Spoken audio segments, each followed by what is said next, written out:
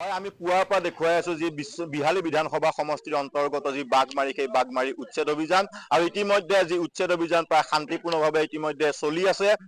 প্ৰায় 40খনকৈ এক্সকেভেটৰে এই উচ্ছেদ চলি আছে, বেদখল মুক্ত কৰি আছে যিসকল লোক ইয়াত বেদখল কৰি আছিলে। আৰু মই পুৱাৰ পৰা দেখুৱাই আছো, আৰু মই পুনৰবাৰ উল্লেখ কৰিছো যে 265 বিঘা যি ভিজিয়াৰ ভূমি, সেই ভিজিয়াৰ ভূমিত ইতিমধ্যে প্ৰশাসনৰ বুলডোজাৰ চলি আছে। প্ৰায় 732টাকৈ পৰিয়াল আছিলে এই অঞ্চলটোত, আৰু ইয়াৰে 68টা পৰিয়াল ইতিমধ্যে যি উচ্চ ন্যায়ালয়ৰ দ্বাৰস্থ হৈছিল, আৰু তেখেতসকলে পিটিশ্যন দিছিলে, গোচৰ তৰিছিলে, আৰু সেই গোচৰ চলি আছে। সেয়েহে 68 ঘৰ বাদ দি ইতিমধ্যে বাকী 664টা পৰিয়ালৰ বা ঘৰত ইতিমধ্যে বুলডোজাৰ চলি আছে। মই ইয়াৰ সামগ্ৰিক পৰিৱেশ দেখুৱাই আছো, আৰু মই উল্লেখ কৰিছো প্ৰায় 900তকৈও অধিক আৰক্ষীৰ লোক ইয়াত মোতায়েন কৰা হৈছে।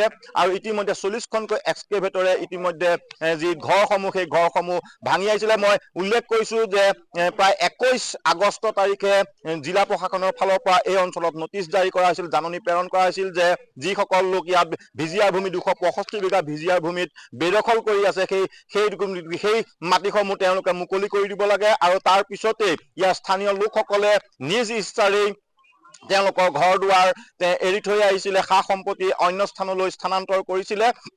আৰু আজি 4 নম্বৰ বাৰ ইতিমধ্যে 3টাকৈ তেওঁলোকে দিন ঠিক কৰিছিল জিলা প্ৰশাসনে উচ্ছেদৰ কাৰণে, কিন্তু উচ্চ ন্যায়ালয়ৰ দ্বাৰস্থ হোৱাৰ বাবে এই উচ্ছেদ চলাব পৰা নাছিল। কিন্তু আজি বছৰটোৰ যি শেষ দেওবাৰ, সেই শেষ দেওবাৰে ইতিমধ্যে যি বাঘমাৰী, সেই বাঘমাৰী অঞ্চলত উচ্ছেদ চলাই আছে। মই পোনে ইয়াৰ সামগ্ৰিক পৰিৱেশ দেখুৱাইছো। এনেদৰে বেৰিকেড তৈয়াৰ কৰিছে আৰক্ষী প্ৰশাসনৰ লোকসকলে, জিলা প্ৰশাসনৰ লোকসকলে।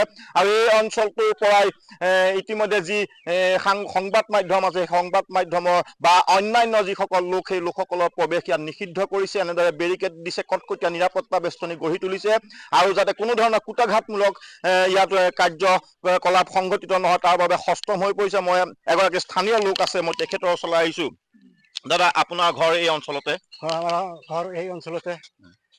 এনেকা অৱস্থা চলি আছে, দিন গুটি মাৰি হাজিৰা কৰি খাওঁ, খাই মেলি ল'ৰাও এইবাৰ মেট্ৰিক দিব, এইটো বৰবাদ গৈ আছে। তেনেকা অৱস্থাত কষ্টত ভোকত চলি আছো। তেনেকা ভগৱানে জানে। তাৰ চৰকাৰে আমাক কোনো হেৰি দিয়া নাই, আমাক ব্যৱস্থা কৰি দিব লাগিব, মাটিৰ কাৰণ দিব লাগিব।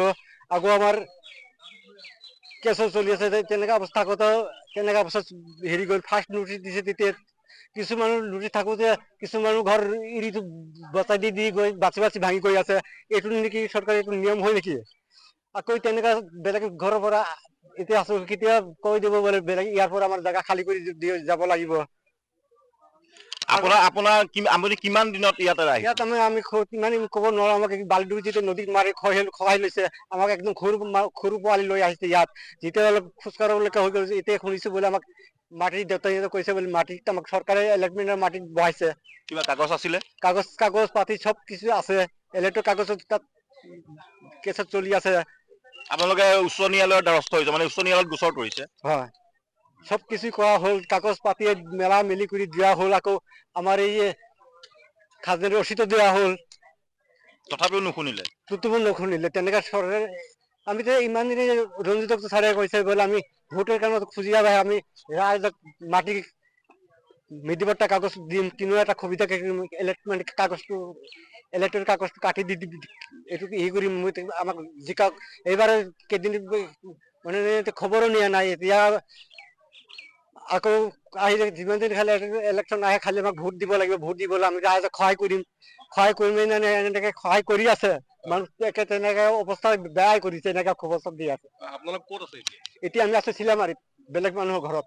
আগতে ক'ত আছিল আপোনালোক? আগতে আমি আছিলো বালিডুবি। নদীত যা গৈছে? হয়, চব নদীত পৰিছে মাটি। এতিয়া নদীতো এইপিনে মাটিতো কিবা খেতি পথাৰ কৰিবলৈ নিদিয়ে ফৰেষ্ট। আকৌ হাতী, এনেকে চলি অৱস্থা আমাৰ চলি আছে অৱস্থা।